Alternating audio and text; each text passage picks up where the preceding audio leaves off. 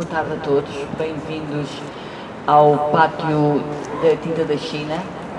Estamos aqui desde a pandemia e de facto é um grande privilégio podermos trabalhar assim, aqui neste espaço, é o espaço da editora.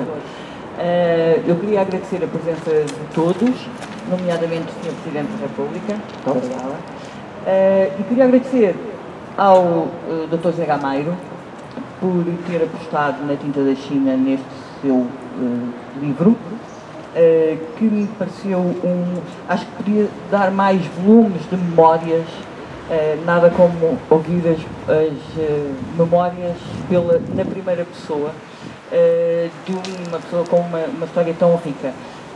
Queria agradecer também ao Pedro Mexia, que nosso autor desde 2006, coordenador da revista Granta e da coleção de poesia, por ter aceitado também apresentar este livro.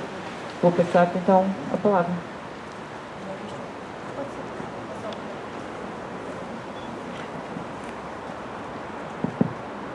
Boa tarde a todos, muito obrigado. Penso que a minha reação quando fui convidado para apresentar o livro deve ter sido igual à da maioria das pessoas aqui presentes, que é um livro sobre psiquiatria e aviação, Pedro Mexia. Era de facto uma evidência cristalina, dado o meu vasto conhecimento sobre a primeira matéria e então sobre a segunda, pronto, começar.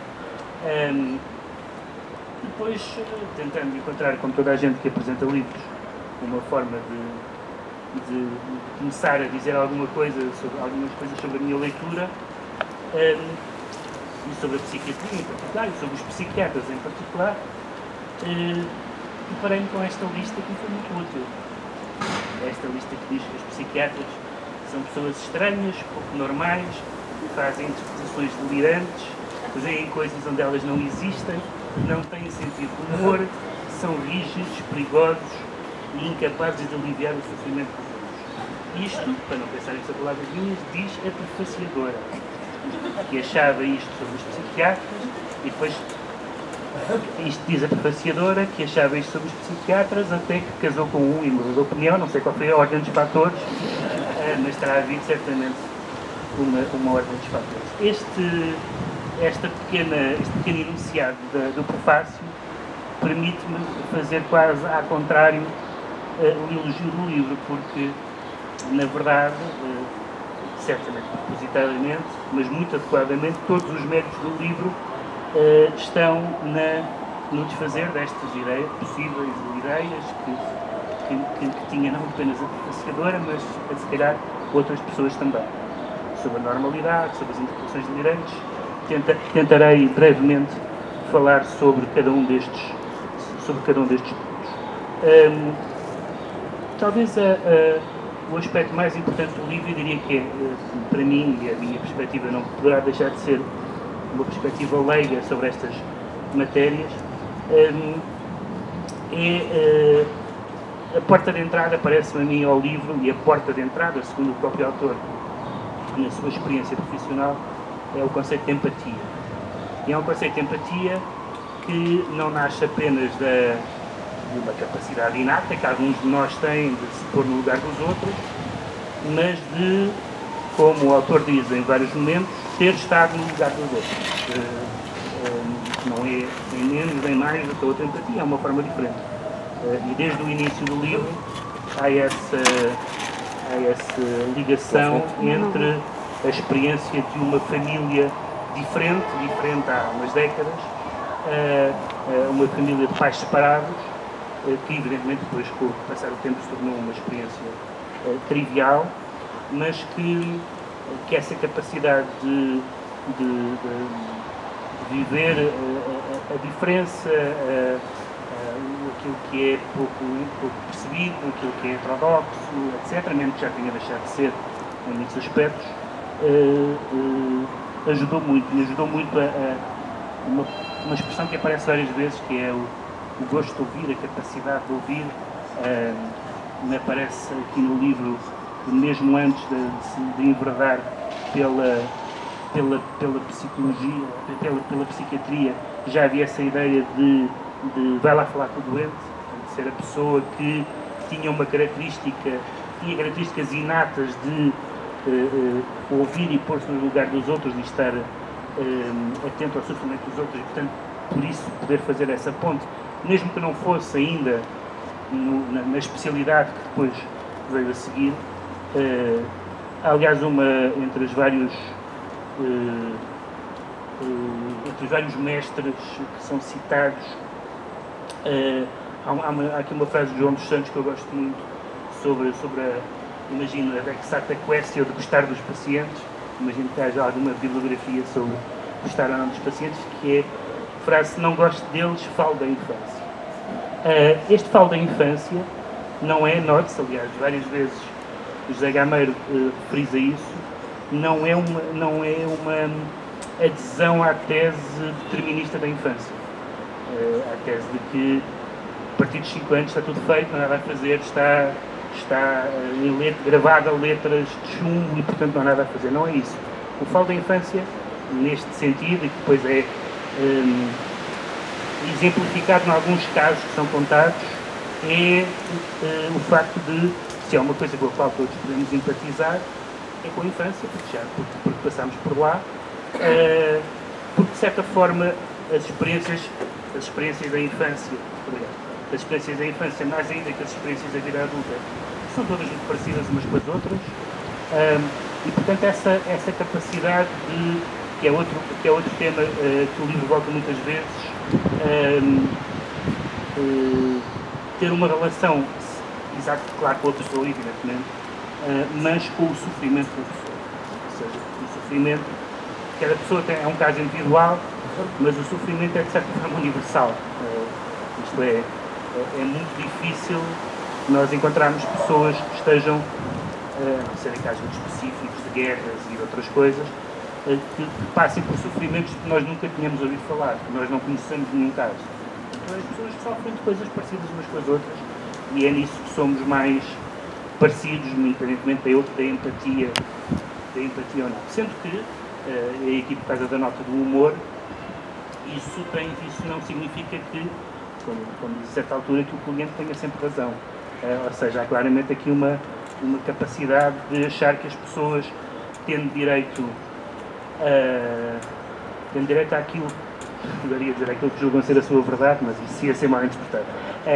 Tendo direito à sua versão da história, não quer dizer que o terapeuta compre essa versão, siga essa versão, mas há um respeito devido à versão da história de cada um, de cada pessoa, que é a história dele ou dela, não é a história que o terapeuta quer que seja, é a história que pertence a ela, mesmo quando ele se reconhece, e isso é muito interessante. Mas a nota do humor tem a ver com há 3 ou 4, que eu me lembro particularmente. Uma delas é numa terapia de casal em que a mulher diz: o senhor está do lado do meu marido, queixa-se, acusa, o senhor está do lado do meu marido, e comentou o José Gameiro, e estava. Claro que isso não foi puramente verbalizado em contexto terapêutico, mas essa capacidade de perceber que, evidentemente, que as pessoas que estão a ouvir os pacientes têm opiniões e impressões e simpatias e antipatias como toda a gente. Depois o livro tem uma parte que eu acho que é bastante interessante, até do ponto de vista, digamos assim, académico, ou pelo menos deontológico, que são os capítulos sobre todos os problemas que imaginamos e os que não imaginamos.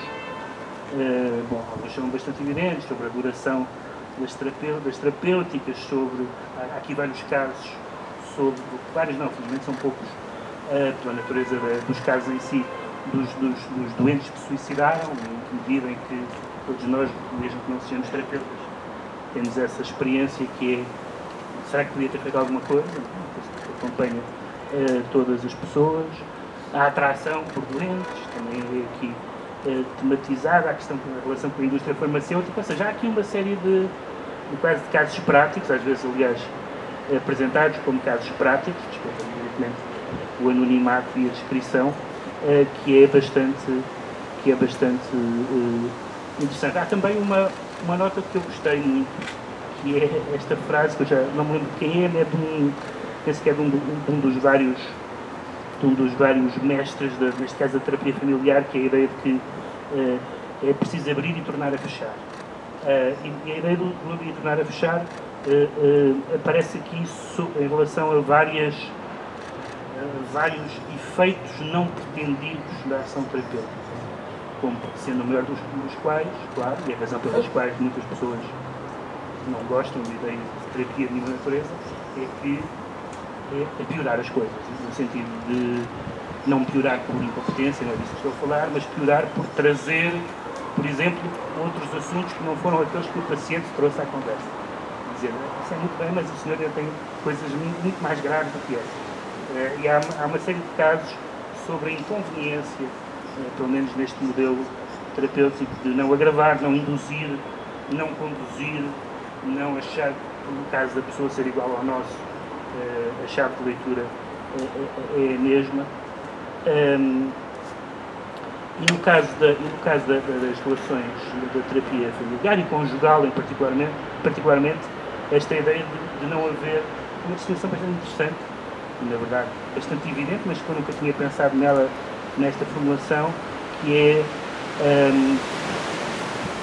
não tem se calhar muito interesse se existe a felicidade amorosa, mas existe uma felicidade conjugal. Ou melhor, não sei se existiu ou não existiu. É possível estabelecer regras. As regras de estabilidade, ou da fidelidade, perdão, da felicidade, agora também, mas neste caso da felicidade conjugal, são de facto regras opostas às regras da felicidade amorosa. São muito menos poesia romântica alemã e muito mais concertação social, porque são negociação, compromisso, capacidade de transigir, etc. Portanto, não é exatamente as mesmas regras que valem para o enlevo amoroso, tal como costumamos pensar dele. E há até passagens muito divertidas sobre o Só Uma, para não ser muito longo, que é a capacidade, evidentemente, que o facto das pessoas sofrerem faz com que certas coisas que elas digam não tenham graça e às vezes se faça humor à custa delas. E a minha favorita de todas vou ler. Um rapaz com uma psicose esquizofrénica recusava sair de casa. Estava delirante, delírio de grandeza. Tinha a convicção de que o secretário-geral da ONU, à época Kurt Waldheim, ia enviar um conjunto de raparigas virgens. Recusava tomar medicação. A família desesperava. Lá fomos os dois a casa. Entrevista na sala com toda a família que vivia com o doente. Tínhamos aprendido muito sumariamente uma técnica chamada prescrição paradoxal. Não contrariar a ideia delirante, mas aumentá-la, de modo a torná-la útil. Depois de uma conversa, dissemos: é muito importante que você esteja atento a ver chegar os aviões para saber quando vêm os meninos. E esta nota do humor, que aparece aqui muitas vezes, e como digo, não é de todo... Já agora, quanto aconteceu a seguir. Aconteceu a seguir também é muito bom. Aconteceu o seguinte: a família morava nos Olivais, bem perto do aeroporto de Lisboa. O doente aceitou a prescrição, comprometendo-se a pô-la em prática, e assim fez. Pouco tempo depois recebemos o telefonema da família. Saía realmente de casa todos os dias, mas ia causando uma situação terrível, que só não correu mal porque a polícia teve bom senso. Saltou a vedação do aeroporto e correu para a pista à espera dos aviões. Felizmente estávamos muito longe do 11 de setembro e o terrorismo ainda não era uma ameaça. Na verdade, esta capacidade de fazer humor com coisas que são sérias e dolorosas para o próprio não é só uma forma de lidar com elas, mas também, de certa forma, uma forma de as desarmadilhar e de desarmadilhar as situações. E isso aparece a cada passo. Vou só acrescentar mais uma ou duas coisas para terminar. Se isto não voar. Muito obrigado. Não, queria só talvez já, como já saltei aqui nas minhas notas, terminar com esta ligação misteriosa, que é bem resolvida no subtítulo com este voo, uma vida entre voos e famílias, desta relação entre a psiquiatria e a aviação. Sendo que eu tenho um interesse desigual por estes dois polos, tenho algum interesse, não sei se pela psiquiatria, tenho mais interesse pela psicanálise do que pela psiquiatria, mas a aviação é um tema que me escapa totalmente. E, no entanto, deixado para o fim, para o último capítulo, um parênteses para dizer que no meio disto há outras dimensões, que são as dimensões da vida académica e da vida política, e nomeadamente do Presidente Jorge Sampaio, ainda antes como Presidente da Câmara, depois como Presidente da República, e uma visão não muito benigna da vida política ou partidária, vamos dizer assim. Há uma cena no livro em que, digamos, se eu estou a contar bem, o Presidente Jorge Sampaio passa um bilhetinho numa reunião a dizer: não faça essa cara, toda a gente está a ver que você está aborrecido com isto. E, portanto, imagino que para quem não tem paciência para os aturar, e, portanto, imagino que isso não seja difícil para quem não é dessa, para quem não tem essa experiência, essa educação em particular. Mas a aviação é interessante pelo seguinte, porque é interessante em dois aspectos, e são os últimos que eu vou sublinhar. Desde logo, a primeira coisa que eu pensei na aviação, num livro sobre psiquiatria, pensei nisso, e dali a 2 páginas apareceu o caso. Foi o caso da Germanwings, do piloto que se suicidou, suicidando, entre aspas, com eles todos os passageiros. Foi um caso que me impressionou muito, que impressionou toda a gente. A ideia de alguém que, por um lado, a própria ideia de alguém que, ao suicidar, escolhe levar centenas de pessoas com ele, e, por outro lado, a rede deve ter tido alguma falha, porque não é possível que uma pessoa naquele estado não tenha sido... Sim. Mas não era tanto esse o ponto. Uma é a primeira descrição. A primeira descrição do encontro com a aviação é uma passagem relativamente rápida, não sei se é rápida, não sei se foi rápida na vida, mas é relativamente rápida no livro e na sua explicação, entre o medo e a atração. Ou seja, primeiro uma relação que nós temos com voar como passageiros, até a nossa relação normal com o voar de avião, que é, às vezes até vai mudando ao longo da vida. Eu tinha medo nenhum de voar voar como passageiro até há 2 anos, depois já apanhei impulso de ar e já tenho medo de voar, não passa nada. Isso trata-se. Então estou garantido com esta opinião de especialista. Não há posso dar. Não há posso dar? Temos que falar sobre isto no fim. Não, mas o que é interessante é não tanta experiência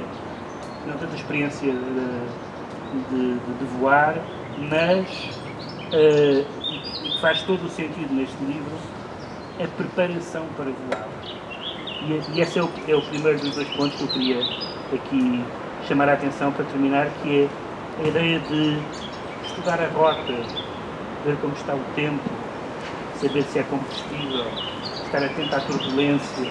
Isso parece-me que é aquilo que um terapeuta faz a toda a hora, alegoricamente, ou metaforicamente, no que diz respeito a tempo favorável, rotas, combustíveis e, sobretudo, turbulências. E, portanto, de repente chegar aí, embora nunca seja forçada esse paralelo, mas como esta parte está no fim do livro, eu pensei claramente nisso. E a segunda e última nota tem a ver com o facto de, embora haja muitas referências afetuosas a muitas pessoas, tem uma descrição muito interessante da relação com o pai, e há uma referência muito afetuosa com várias pessoas ao longo do livro, pessoas conhecidas, isto é, figuras públicas ou figuras da vida do autor, mas verdadeiramente só uma declaração de amor. E a declaração de amor é o avião, ou ex-avião, não sei se diz ex-avião, o antigo avião, Mas eu quando cheguei aqui, pensei que, quando cheguei à primeira declaração de amor do livro, que é a declaração de amor do avião, pensei que se eu fosse o psiquiatra do José Gameiro, começaria a sessão com: vamos começar por aqui. Muito obrigado.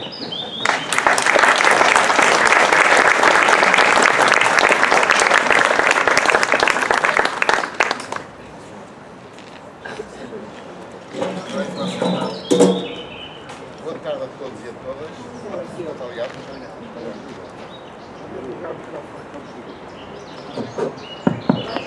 Boas tardes. Antes de mais, um cumprimento especial, que é uma honra ter aqui o Sr. Presidente, e muito obrigado por ter vindo e por estar aqui connosco. Depois, queria agradecer à Bárbara Orgulhosa a confiança que teve em mim para fazer um livro e para publicar um livro meu. A editora, a Bárbara e as outras coisas da editora acompanharam a produção do livro e eu quero lhes agradecer por isso, porque o acompanhamento foi próximo. Aliás, eu acho que deve ser sempre entre os autores e os editores. Não é? É a primeira vez que eu publico um livro aqui, espero que me recebam mais vezes por outros livros, assim eu tenho espírito para fazê-lo. Depois, queria agradecer muito ao Pedro Mexia a apresentação do livro. Eu não conhecia o Pedro Mexia, pessoalmente, conhecia obviamente como todos nós, não é? Escolhi o Pedro Mexia por duas razões. A primeira, porque gosto muito de ler e de ouvir, a gente ouve todas as semanas, e leu todas as semanas se quiser no Expresso também.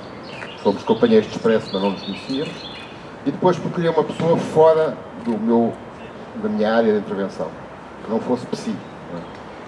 E, portanto, ele cumpria esses requisitos, e, portanto, conhecemos antes, uns dias antes de hoje, e tive muito gosto em ouvi-lo. Depois vou-lhe dizer que ele fez aqui uma observação final, que não vai dar problemas, porque a mulher, os meus filhos vão dizer: não, afinal era o avião, somos nós, mas eu depois resolvo isso. Depois queria muito brevemente o livro, explicar porque é que o livro é dedicado à minha irmã. A minha irmã era psiquiatra também. Aliás, quem lê o livro percebe que influenciou-me na ida para a psiquiatria, obviamente, não é? Foi psiquiatra antes de mim, era mais velha que eu, 4 anos, e infelizmente morreu subitamente há uns anos já. O livro é dedicado porque era uma pessoa, obviamente, muito importante para mim, não por ser psiquiatra, mas por ser minha irmã. E, portanto, eu dediquei o livro. Depois queria agradecer à família, à minha mulher por ter feito o prefácio.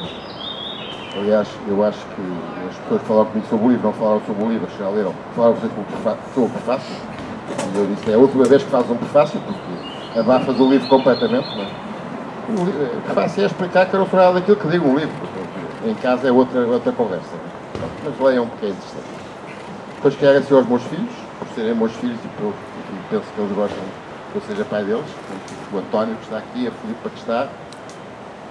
A Filipa. Está ali, está sentada, para não ser. Depois queria fazer um agradecimento aos meus amigos todos, mas queria agradecer em especial, não só por estar aqui, mas porque foi muito do que está no livro, tem a ver com o que aprendi com ele, ao Dr. João França de Sousa. O França de Sousa é psiquiatra como eu, foi o meu chefe de equipe em Santa Maria quando eu fiz o meu entrado de psiquiatria e marcou-me para o resto da minha vida profissional. Aliás, no livro isso é referido várias vezes, porque é uma pessoa que eu admiro imenso, com quem aprendi imenso. Seguimos vidas diferentes, ele é psicanalista, eu não fui nunca psicanalista, faço psicoterapia, não sou psicanalista, depois terapias de casal, terapias familiares, mas muito daquilo que está, muito da maneira de estar, muito daquilo que uma certa forma, entre aspas, rígida de estar na relação com os doentes, com uma certa rigidez de horários, por exemplo, e de regras, foi aí que eu fui buscar, foi na equipe dele que eu fui buscar, foi na equipe dele que eu aprendi a ver doentes à frente da equipe toda. Desculpem a expressão, transia de medo ao princípio, mas depois aprendi que é muito importante a partilha com os colegas e estar com os colegas. Portanto, um agradecimento especial para ele. E de resto, agradecer a toda a gente por estar aqui e obrigado por terem vindo e espero que gostem do livro. Muito obrigado.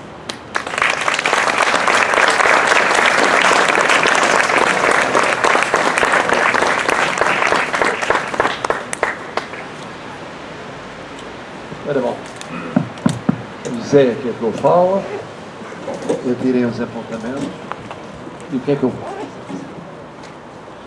Bom, quando recebi o livro, eu pensei o seguinte: Primeiro, eu sou contra memórias. E acho que então as memórias políticas são muito úteis e muito importantes. São, no entanto, muito enganadoras. São uma justificação sempre, ou pelo próprio ou por interpostos. E, portanto, tem um valor narrativo, factual, mas depois a parte da substância é de desconfiar do princípio. A probabilidade de não coincidir com a realidade é enorme. Combinei, logo que cheguei a estas funções, com o Primeiro-Ministro, tem sido o mesmo, que não havia um papel, era uma questão de cavalheiro. Portanto, não havia nem ordem de trabalhos, nem havia atas. Para não ver o risco verificado do passado com vários antecessores, que era a versão do presente. Era o momento que o Primeiro-Ministro era exatamente a oposta. E não, num caso, pelo menos, ter de gravar, e havia gravação, com aqueles gravadores manuais, e mesmo os textos gravados não coincidiam.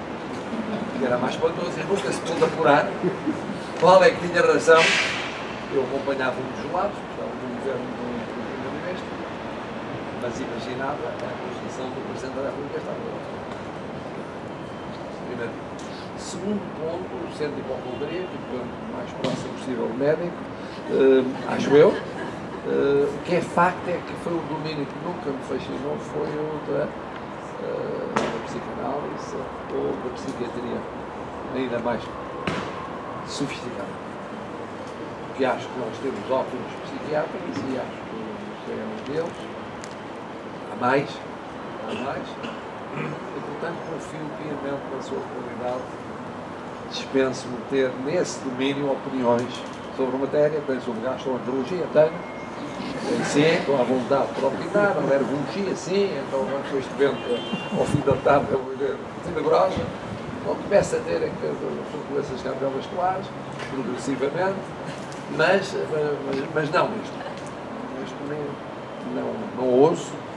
Lembro-me da experiência que fiz quando eleito, mas não empossável, convidei para um hotel de Lisboa os líderes dos partidos que assento na Assembleia, todos. E perguntei, depois de ouvir o que é que pensa, o que é que vai fazer, dizia, o que é que pensa de cada um dos outros? O que é que eles vão fazer? Agora diga lá, o que é que pensa que eles vão fazer? E cada um disse, eu acho que começamos pela esquerda, eu acho que o meu parceiro da cor de esquerda, o outro, e à direita, e depois, no fim, em nenhum dos casos, para ter certo, como os outros diziam que iam fazer ou que pensavam. Mas o mais espantoso é que isto foi em 2016 e em 2019 eu repeti as vezes. Não devia ter repetido. Mas houve eleições, um novo Parlamento, e eu, aí alargado, porque havia mais partidos, mas o interessante era comparar com aqueles que existiam antes. Continuam numa eleição. E, portanto, eu, quando olhei para este livro, olhei com outra ideia. Eu tinha conhecido o Zé com 10 anos de idade. Nós fomos colegas numa curtíssima passagem que ele fez pelo Lar da Criança, onde fomos contemporâneos, o Eduardo Barroso, o mais antigo que eu, de idade, o Zé e o Luís Facto Simões Ferreira. Eu só refiro este, porque 3 deles se encaminharam para a medicina e eu não me encaminhei para a medicina. Bom, o que é facto é que conheci o Zé e uma curiosidade minha era, e foi sempre, era ir acompanhando a vida do Zé, mesmo quando estávamos longe. Que ele foi para lá e confessou neste livro que foi muito infeliz lá.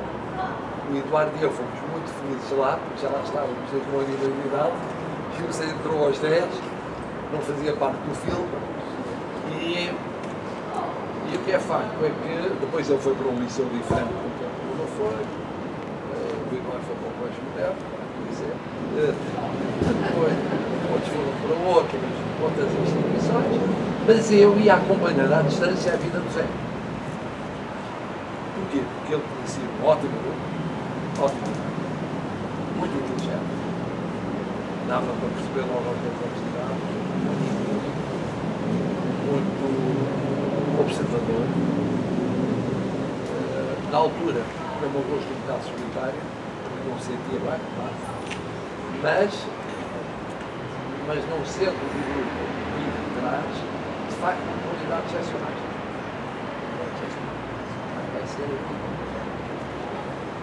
Calhou que ele teve, depois, como contemporâneos em medicina, não só alguns que vinham pela referência, como muitos outros que eu conhecia bem, por razão muito diferente.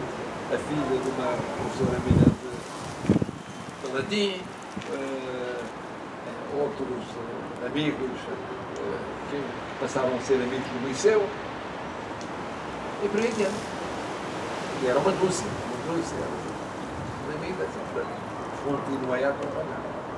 Depois, como todos nós, acompanhámos o Zé na forma como ele foi entrando na casa de todos nós, entrando na nossa casa, por aquilo que escrevia, por aquilo que dizia, pela intervenção pública,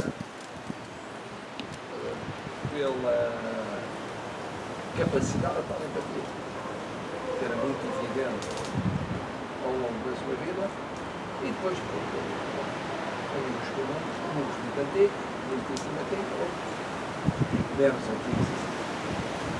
Mas, não estou a ouvir, mas não. Mas é que isto também não está fácil de ouvir. Bom, portanto, o que é que acontece? É que fui ao longo da vida criando, apesar da intermitência das relações, uma amizade que não era tanto quantitativa quanto qualitativa. Não era quantitativa. De facto, encontrávamos pouco. Quando nos encontrávamos, era muito intenso, pontualmente, e dava para acompanhar a intensidade emocional, emotiva do Zé. E depois, mais recentemente, quer dizer, nos últimos anos, pelo meio ficaram amigos o Presidente Jorge Sampaio, que tinha por ele um carinho muito especial, muito especial, paternal, e com o qual eu tinha uma relação muito especial durante muitos anos, muito próxima. Era como que o irmão mais velho, não era bem paternal comigo, mas era irmão mais velho, desde os tempos ali da Duque Palmela e por aí dentro, no escritório, na Câmara de Lisboa, antes da Câmara de Lisboa, depois da Câmara de Lisboa, depois na Presidência, por aí.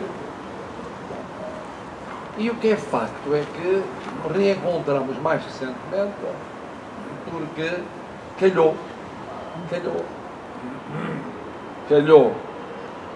reencontrarmos em almoços, ou jantares, ou encontros também com o Eduardo Barroso. Calhou eu falar dele com outra pessoa que não sei se está aqui, mas não está, o Daniel Sampaio, não está, mas também muito próximo, mais velho, mas muito próximo desta geração. E portanto eu peguei no livro, li-o num instante. Este livro lê-se num instante. É uma noite ótima. É uma noite ótima para mim, que me deito às 5 da manhã, às 5 da manhã. Portanto, peguei nele aí à meia-noite, 11h30, 11 horas, 11h30 e tal, e estava deliciado às 5h30 da manhã, sem sono nenhum, mas assim. E é um livro muito interessante, porque primeiro o retrato do Zé. Está lá o Zé. Está lá o Zé dos 10 anos, nas suas qualidades, nas suas características, naquilo que prometia. Está lá o Zé depois, quando o fui acompanhando ao longo da vida, e está o Zé na parte final, nesta última parte final. O Zé é disponível para, o Zé é preocupado com, o Zé a falar disto, saber se eu me sinto bem mesmo e tal, tu estás mesmo equilibrado e tal, olha que há uma idade a partir da qual isto precisa de exames neurológicos, não vais ficar como os outros e tal. Não, ainda não estou como os outros. Eu vejo os outros muito mal. Aliás, é uma experiência horrível que não vos aconselho. É jantares de curso e outras coisas assim. As nossas colegas estão desfeitas, mas eles estão piores do que os colegas. Morreu. Salsicistas, nostálgicos, insuportáveis, com uma série de problemas não resolvidos e tal, e como eu não sou psiquiatra, e eu não tenho jeito nenhum para isso, fujo de lá a correr, e hoje só me dou com gente muito mais nova, que é outra coisa. Bom, mas isto para dizer que está lá esse retrato, que é fascinante. O Zé é uma personalidade fascinante. Não sei se devemos dizer isto, porque ele já é um bocado convencido, fica totalmente convencido, mas é fascinante. Porque tem a inteligência dos 10 anos, tem o brilho, tem a empatia, é envolvente, é sedutor, eu sei que é preocupante dizer isso, mas quem prefacia, não, quem aceita partilhar a vida e prefaciar, bom, tem que ter a noção exata de que ele é um sedutor nato. Bom, é sedutor como respira, é assim. E portanto o livro é isso. Primeiro, grande retrato dela. Está lá. E é verídico, é aquilo. Ele não põe em si próprio mais qualidades daquelas que tem. Aquilo é assim. De vez em quando uma mania ou outra, umas características ou outras, ou à vontade no julgamento de... é assim. Mas depois é o retrato de uma geração. Ele, ao contar a sua progressão na vida, é uma geração. Isto é muito difícil de explicar para gerações posteriores. Eu tinha esse problema com os meus alunos. Nos últimos anos de ensino, eu tentava explicar, já não era o 25 de abril, como perceber, já não era a ditadura, percebiam menos, já não era o que se tinha passado a seguir, não era nada disso. Era a geração anos 60. Depois a 70, coitadinha, trucidada pela nossa. Depois a 80, revoltada contra a nossa. Depois a 90, borrifante-se para a nossa, e para as seguintes, e por aí adiante. E este livro é o retrato da nossa geração. O entusiasmo com que se lançaram no 25 de Abril a correr o país. As UCPs, era caso disso, eu não sei quanto e tal. Porque ia ser realmente os cuidados primários vistos de uma forma diferente.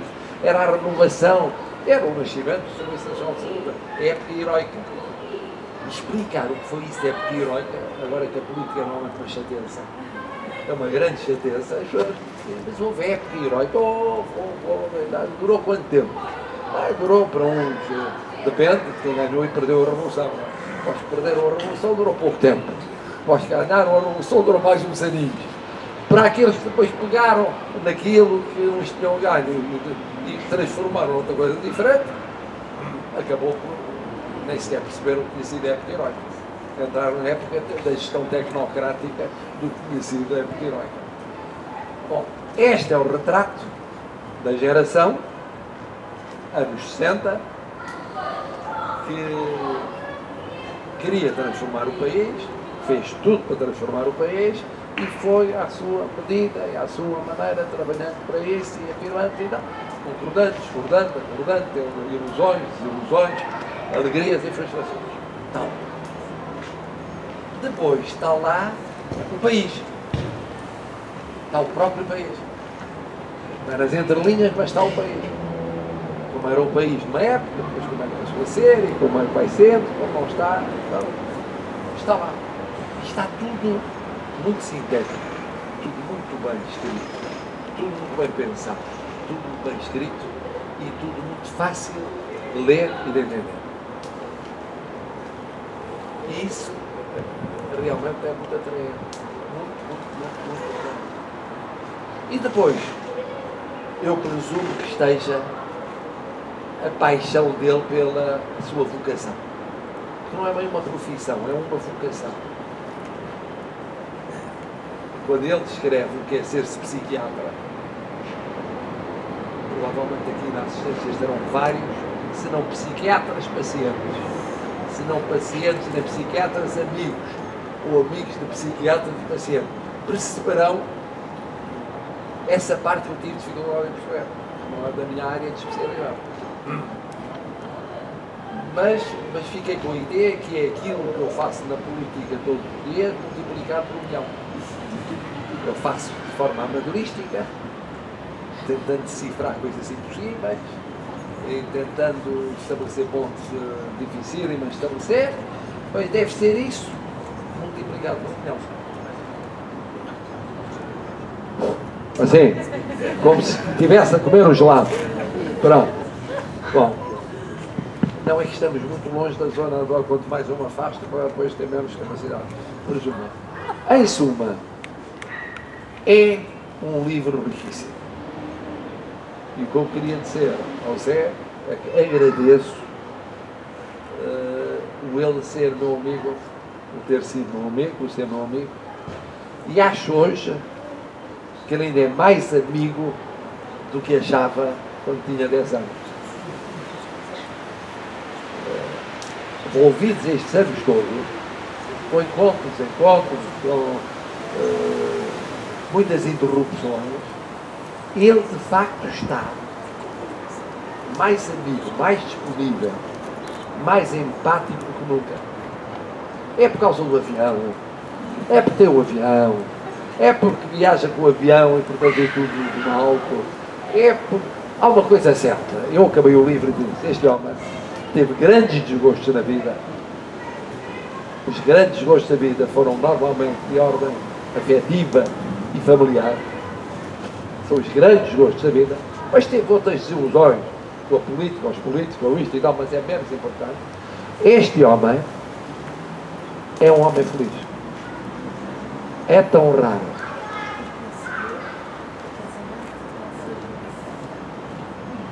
Bom, mas eu já vou, eu ia chegar a esse ponto.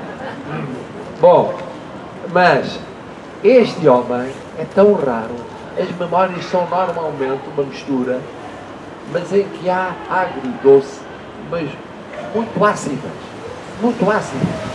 É uma espécie de vingança, de recriminação, de ressentimento. Não. Este homem chega a uma altura da vida, que é a altura da sabedoria, ainda por cima voadora, em que verdadeiramente nós olhamos e dizemos que sorte! Que sorte! São as memórias de uma pessoa que tudo somado é feliz. É feliz. Agora, para se descobrir porque é que é feliz, basta ler o prefácio. Quer dizer, o prefácio tem uma lógica, é disso que eu queria acabar. É que o prefácio escolher para prefaciar umas memórias da felicidade é dizer, a razão da minha felicidade é a prefaciadora. Não é sequer pós-faciadora. Podia meter a prefaciadora, haver o prefaciador clássico e depois o pós. É isso. Ele teve na vida várias felicidades. Há que reconhecer algumas familiares, mesmo quando depois teve desgosto, foi feliz no que respeita à educação que recebeu, foi feliz na irmã que teve, foi feliz noutras facetas do seu percurso, e depois, naquilo que dependeu da vontade dele, prova de que é muito inteligente, acertou no fundamental, foi feliz na escolha que fez. E, portanto, eu já não via, desde os filmes de Hollywood dos anos 50, um livro com um fim tão feliz. Só isso me deu o prazer, já não dormi nada, mas disse naquela noite, espetacular. Aí está um homem que é uma exceção. Há 0,000% de pessoas que realmente chegam a este ponto da sua vida com a felicidade do céu. Naquela parte em que eu beneficia da felicidade, que é a preocupação com o meu estado neurológico, saber se eu já estou gaga ou ainda não, e que se aguenta até ao fim do mandato sem ficar gaga, conto com o Zé para resolver o problema.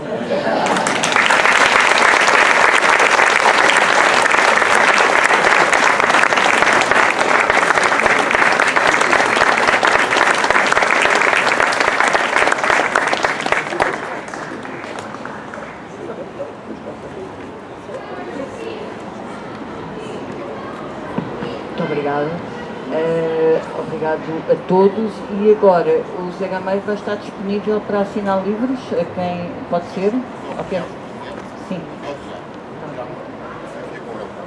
Só um minuto, vou só apanhar o Sr. Presidente à saída. Tem uma fila que fica a dizer algo. Não, mas espera aí, deixa eu... Eu já não preciso mais. Eu liguei isso, não precisava. Mas o facto é que não. É que as pessoas querem estar com o Zé. Bom, nós tiramos uma fotografia.